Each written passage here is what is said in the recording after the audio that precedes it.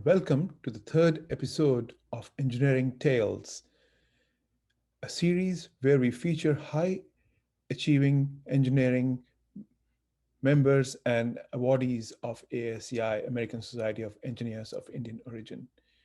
If you're not familiar with ASEI, I suggest you visit aseiusa.org and get to know us more.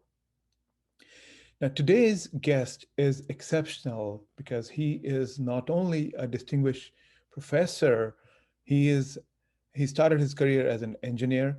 He's an energy and clean tech inventor, inventor of 30 patents, 22 books he's written, and he's published more than 400 scientific papers. Now, his claim to fame is that while he moved from mechanical engineering to um, solar energy to clean tech to now biosciences, his invention, PECO, is one of the 25 best innovations uh, awarded by Time magazine. And of course, he's been a winner of more than 50 awards, including ASEI Engineer of the Year Award. Um, we at ASEI are proud to be helping youth and connecting uh, engineering professionals to their community and to their engineering roots. We have various programs that we bring. We have an active and thriving community, a YouTube channel where we publish a lot of content on our blogs as well as on our website. So if you haven't already seen, please connect with us. Find out what's our Mentor Connect program about, the University Connect program, and we have webinars on a regular basis on a variety of technology topics and engineering topics, as well as topics of career growth. And of course, we do a lot of youth and STEM related programs. So uh, a little bit about our board of directors. As you can see, there are a number of professionals from around the country who are on our board. And this is the Silicon Valley Board of Directors as well. And today's guest, I would like to share a little bit more about Dr. Goswami. He is the Distinguished University Professor and Director of the Clean Energy Research South Florida. He is also a co-founder and Chief Science and Technology Advisor of Molekule. He has published as an author or editor 22 books and more than 400 scientific papers. He's editor-in-chief of a preeminent scientific journal, Solar Energy. He also holds the 30 patents, and he's been inducted into the Florida Inventors Hall of Fame. His invention, photo-electrochemical oxidation PECO technology for air purification, which is commercially available as Molekule, was picked as one of the um, 25 greatest inventions by Time magazine. And it's also being tested against the coronavirus. And so I'm so glad to be connected with him. He is the recipient of the highest energy related awards of ASME, ASES, AAES, and more than 50 other awards from other professional and major engineering bodies. He has served as the president of International Solar Energy Society, governor and senior vice president of ASME International, and president of the International Association for Solar Energy Association. We are proud to call him a winner of 2020 ASCI Engineer of the Year Award. And with that, let's go and meet Professor Goswami.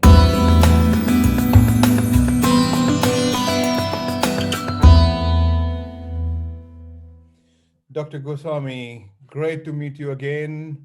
Welcome to Engineering Tales from ASCI. First of all, tell me how you got involved with academics and research, but start your journey from how you, as a student, studied engineering and how you came to US. Well, first of all, thank you, Piyush, for inviting us. I appreciate the opportunity. To answer your question, it really started just like for most of the engineers from India who are in USA. that I did my bachelor's degree in mechanical engineering from Delhi College of Engineering, which is now Delhi Technological University, and uh, then just came to USA for my graduate studies. That was back in 1969. So it's been more than 51 years. Um, so I finished my PhD and did a job for maybe a few months, less than a year. Uh, and at the time, it's like many others also, we were conflicted. Should we stay here? Should we go back? And so I decided to go back to India at that time. And it was a very eventful journey for me. It took about 4 months to go from USA to India. Along the way, a road trip all the way from Frankfurt to Kabul, Afghanistan, and then a Mm, flight from Kabul to Delhi. wow. Uh, Unfortunately, things did not work out in India at that time. This is back in 1975. And, with a PhD from USA, I thought that that would be a no-brainer, to get a job over there, but it wasn't that easy. Uh, so I decided to come back at that time. So about a year after I went to India, I came back to USA. It was which year, by the way? Uh, this was I got back in 1976. All right. All right. So now your question is, how did I get into academics? Uh, so this is something that was close to my heart right from the beginning. Even when I was a middle school student to high school students, I loved to teach my classmates at that time. And they wanted me to teach them, and that was my way of actually studying, that I would teach my friends and classmates. And the other is that I come from a family of academics. My father was a teacher. My older brother, who also graduated from the same college in India and lives in USA, he retired as a distinguished professor. So a number of uh, family members have been in academics. So it was sort of natural for me. I love to do it, and I have not regretted that. I am always in contact with young people with fresh ideas, new ideas, and that keeps me young also, because I'm among So this is like a family business, so to say, that academics and you had family influence there. So that's great. Now, I've also heard that you're a tough taskmaster when it comes to your working with your researchers. Can you talk about that before we move into the entrepreneurship journey? I thought that I was an easy person to work with. I do expect, uh, uh, best effort on behalf of the people who work for me, especially my PhD students, because I expect them to do even better than I did, and they all do that way. So, but uh, it's a relationship uh, where we discuss things, and I encourage them, and I give them credit for things they do. So after those people have left me for a number of years, then they come back to thank me. Yeah, Uh, yeah. that what I did for them at that time, that they really appreciated. In fact, one time, this is an incident that happened a few years back at a professional engineering conference, where somebody came to me, saw me there, came to me, and I had forgotten this person. And he said, "Oh, 25 years back, you were my professor, and you said one thing, and I just kept that with me, and it has helped me so much." Yeah. So, so, And so that's great. That's the something that I impact you are having in the next generation, by sowing the seeds, and it comes back to you when you are raising the standards, raising the bars, and collectively, the overall society gets benefited with that. So, definitely teaching is a noble profession, and you combining your engineering talent, your research mindset with academics, and now into the exciting world of entrepreneurship. It's great. It's wonderful to get to know you. And so please talk about how your invention got into the Times Best Inventions, 25 Best Inventions, PECO. And then you oh, can talk about entrepreneurship. yes, this is a personal story, actually.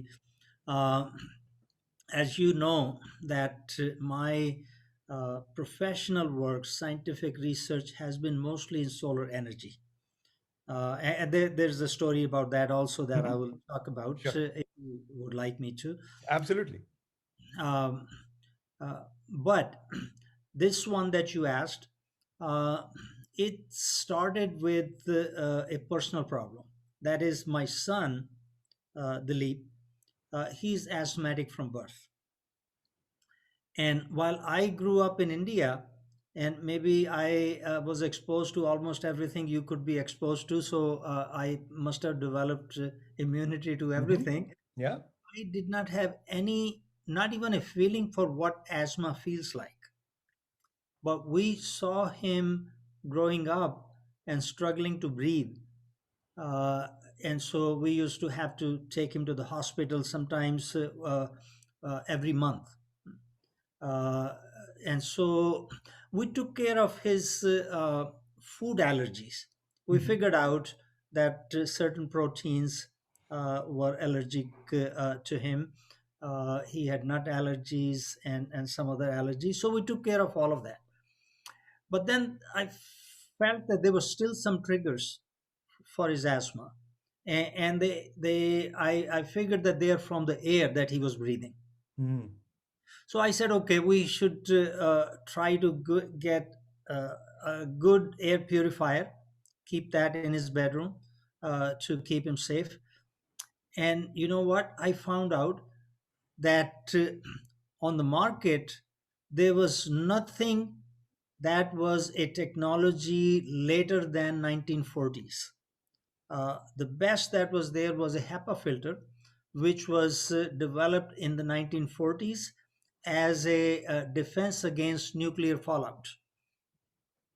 And so none of the air purifiers on the market would take care of the problems in the air that we have today, which is the volatile organic chemicals, the viruses, bacteria, other allergens that are in the air. So, so I felt that I needed to find something for him. And because there was nothing on the market, I then decided to develop a technology myself.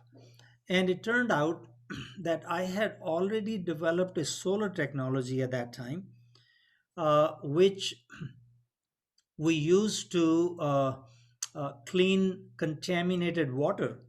And in fact, it was used on a commercial scale at Tyndall Air Force Base near Panama City in Florida, uh, which was covered by CNN headline news and a number of other news channels because this was a breakthrough in terms of cleaning contaminated water. So I figured that I could apply that technology to air also, because what we needed to clean in the air were organic molecules, whether they are volatile organic chemicals or whether they are bacteria, viruses, mold, spores, or allergens from these. They're all organic molecules. So that started my research. And after a number of years, uh, we developed a product. But in fact, for my son Dilip, we made a unit in the lab, and we put that in his bedroom. It was only a couple of weeks later that I overheard him tell my wife, he says, "Mom, I've not been using my inhaler that much." Hmm. So Okay. I heard that and I said, okay, that's a proof that this is working. That's awesome. Awesome. So, A so personal problem leading to you to put all your energies to inventing something that not only solve the problem for your son, your family, but also for the world, which now then got patented. And I'm assuming you have multiple patents on that. And as you have commercialized that technology as a molecule, and I believe it's being incorporated into automobiles as well and it, other industries. well, it's right now they are selling portable units, both for home use and for commercial use, and also for hospitals and schools. In fact, there's one unit that being used in operating rooms and ICUs in the hospitals, and these units are cleared by US FDA for reducing the risk from various viruses, including coronavirus. Uh, Okay, awesome. so, so and they are going to release more products. Because it's a commercial venture, so I can't talk about it until they actually release the That's product. right. That's right. Now you act. You obviously you co-founded the company with your family members, but you still act as the chief scientist of that company, right? In addition to your Yes, academic yes. position at the So, university. so I'm a co-founder of the company, and at the same time, chief science and technology advisor of the company. Um, but they have a full R&D department with a number of PhDs and other scientists working over there. Hmm. That department is located in Tampa, Florida, very close to where I work. However, the company is headquartered in San Francisco. Okay, wonderful. And that's where I recall meeting you 5 6 years ago when we met at the alumni meet, and you were telling me. I hope you recall our boat ride as well. Yes, yes, indeed. That was exciting for me to meet so many others that were alumni of the same college that And I. that was the first time I had ever heard about the PECO technology, and my mind was blown at how does a technology get selected by Time as one of the 25 greatest inventions. So, do you want to shed a light on how did that happen? Well, as you said, Time magazine selected as one of the 25 best inventions, and we actually found out after they made the announcement. Oh, That wow. So no canvassing required, huh? Yeah, and but before that, there were a number of organizations that selected this technology: the American Society of Engineering Education, the National Society of Professional Engineers. They had few years before, even before it was a commercial product, selected this technology as one of the future technologies that will make a difference. And then Exploration 2050 did a special show in which they featured Molekule as the technology that will be used in space in the future. Hmm. Um, and last year, BioFlorida selected this technology in their inaugural award of the innovation for COVID-19. Even That's though, in company, we don't claim COVID-19 because nobody is allowed to test with that. right. But the company has tested with surrogates of COVID-19 and shown that it can destroy those viruses. That's wonderful. Great to hear that. Now, just curious, out of your 30 inventions and patents that you personally have, um, is there a particular invention that you are very passionate about and is different from PECO? If there is a story behind it, do you want to share? Well, the number of my inventions are in solar energy. Uh, uh, so, because that's been my passion all my life. And the story behind it, how it got started, uh, as you know, that I was a graduate student in the 1970s, from 1969 onwards. So around 1972 or 73, there was an oil embargo by the oil producing countries against Western countries, Mm-hmm. especially USA. And so at that time, uh, they it affected USA so much that at the gas stations there used to be miles long lines for people to buy gas. Mm-hmm. And some cars would run out of gas even before they got to the gas station. Right. And so I saw that, and I felt that this is something that is not our future. So what is our future? Are we going to depend on oil or in the future? Are we going to depend on just the fossil fuels? And so, in thinking about that, the only answer I could come up with as the uh, energy source for far in the future was solar energy, because that's the source that comes from outside this earth, Mm-hmm. and that is literally inexhaustible. Mm-hmm. Although someday, maybe in billions or trillions of years, sun might not have that energy also, but for the foreseeable future, in the next few billion years, that sun will still be there giving us energy, while the sources that are in the ground will be exhausted. Mm-hmm. Mm-hmm. So that's the reason I felt at that time that I should focus on this source. So although I did not do that for my PhD, but right after that, I just dedicated all of my work to solar energy. Great. So you continue to be an editor of the Solar Energy magazine, and you are still involved with professional associations in that field, right? And so you firmly believe that we can get away from the hydrocarbon-based energy and rely solely on solar in the coming decade or so? Uh, well, actually, we don't have a choice because the hydrocarbon fuels are going to be exhausted. It's a question of when. Some say, well, maybe in the next 40, 50 years. Some say it may be longer. But whether it's 40, 50 years or 70 years, it doesn't matter. If it's not in our lifetime, it'll be our children's lifetime Mm-hmm. that those sources will be exhausted. And so we will have to depend on some source that is not limited by this earth. So solar energy is that source.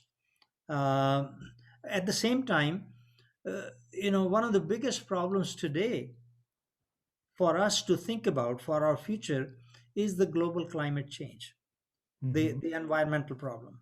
So we got to depend on sources of energy that do not exacerbate that problem, do not put more carbon dioxide in the atmosphere. Mm-hmm. And really, there are two sources. One is the renewable energy, solar, direct or indirect forms of solar energy, and the other is nuclear. Mm-hmm. And both will play a role in the future. Solar being intermittent, that it's available during daytime but not at nighttime, and again, it's available during clear days but cloudy days. There's not as much available.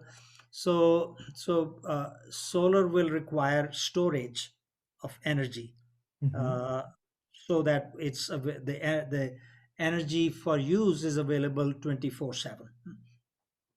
And so maybe nuclear will play some part in it, and solar, wind, and bio and other renewable energies will play really a major role in the future. Do you think the current administration or the in US or uh, any other governments outside of US are doing more towards that, our ensuring our future on this planet is safe with respect to climate change and reliance on those modern forms of energy? Most of the countries or most of the governments are moving in the right direction. Uh, it's it's another matter whether they are doing enough. Because we are in a race against that global climate change, which is happening. And why I keep talking about that is that it's not just the temperature rise. That global climate change is going to affect our life in many, many different ways.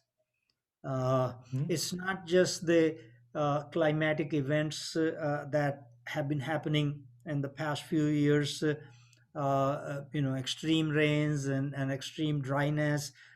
In other words, unusual weather pattern that did not exist before. It may also be in other forms. For example, just a half degree rise in temperature will give rise to certain microorganisms that we were not faced with before. Mm. And in fact, a professor from Harvard School of Public Health who wrote a chapter for one of my books wrote about it back about 22 years back, talking about Ebola and Zika virus. And he wrote at that time, we will hear about these in the future because of global climate change. And we have already heard about them. Yeah. And I can't say anything about COVID 19 as to why we are hearing about it, but who knows? Global climate change might have accelerated that also. Yeah, well, a lot of research is still going on COVID. These are early days, and I'm so glad that we at least have a vaccine out there. But the impact of vaccine, the longer term impact of anything that it does to youngsters versus old folks, and how it changes our DNA, even though it should not. I'm told that this mRNA based vaccine is not as harmful, but more long-term research has to be done about the entire ecosystem to say how it is going to alter our lives. But I know you are a man of engineering, you are a man of energy, and now with in the biosciences as well. Now, which is the discipline that's closest to your heart as you are maturing into your later years? I know you earlier you started with mechanical engineering, but where do you spend most of your time thinking about the future? Well, engineering, I'm engineer by nature as well as by training. And an engineer has to be a scientist first before that person becomes an engineer. So science and engineering go together. Mhm. Uh, you can be trained in one field, but I consider that degree just a proof that you are intelligent enough that you can tackle other things also. So I have never really put boundaries around myself, that, oh, I'm a mechanical engineer, and so therefore I should only do what is mechanical engineering, which is the reason that I have been able to do things that you wouldn't call traditionally mechanical engineering. Right. For example, when I was developing this photo-electrochemical oxidation technology, I started to focus on using it for Mhm. disinfection of water and disinfection of air. And so, one of the students who came to me saying that she came to me uh, uh, only because she wanted to study solar energy. Hmm. So I said, well, but right now my mind is focused on disinfection. would you work on that? And so she didn't know what to say, but eventually she said yes. And so by doing that, uh, I try to expand their minds, that they don't have to limit their minds to just one thing. They can apply their knowledge to many different things. So I have been involved in environmental type of problems, but also always using my engineering background. Whereas uh, people who are just scientists, they make some advances and they leave them at that point, but who brings those advances into practical applications that help the people, help the society, help the world? Well, that's where engineers come in. That's So right. so Yeah, and that's been the way I have worked. For example, this photo-electrochemical oxidation, just the concept itself and the science was known in chemistry, but from my engineering background, I brought that into products that help people. that's a practical application. Wonderful, wonderful. Now, what is one message that you would want to give out to youngsters out there who may be budding engineers or thinking about an engineering career? And then there are some early career engineers who might be eyeing a title or a position in management or looking for other fields besides engineering. What is one small message you want to share? Well, for the youngsters who are thinking about engineering, I just tell them to follow their dreams. To follow what their mind tells them, to follow what their heart tells them. This is what they should be doing, because if they do that, they will excel at doing whatever they are doing. That's the one message I give them. But coming to engineering education, uh, it is very important for the world, because engineers are the ones who then bring that science into practical applications. And so that part is very important, because if you don't do that, then the science will remain in the books and in the journals. Okay? Right. But we need to bring it to help the society. That's right. That's right. Now, you have been definitely having a wonderful career. Is there a regret at all that you sometimes think that maybe I should have done something different or this way? Does it ever occur to you? Uh, it hasn't really occurred to me. Okay. Uh, it's because my life has been very fulfilling, in the sense that I I stay in touch with the young people. I teach them, but at the same time, this is something that most people don't know, that as a professor, I actually learn from the students. Oh, I learn wow. from everybody who comes around me, because each of them brings a certain idea, viewpoint, that you say, okay, now that makes a lot of sense. And That's so great. it's a two-way affair for me. I teach them, but I also learn from them. And I have, again, as I advise other people, I've just followed whatever my mind tells me. And so it said, okay, work in solar energy, because that's the future of the society. You're going to help the society. Yeah, And then for a personal problem, okay, develop this product. But then, yes, I developed for my son, but the satisfaction for me is that it's helping all of the other youngsters also. absolutely. No, that's a very, very good thing that you said and very powerful journey and inspirational journey that you've had.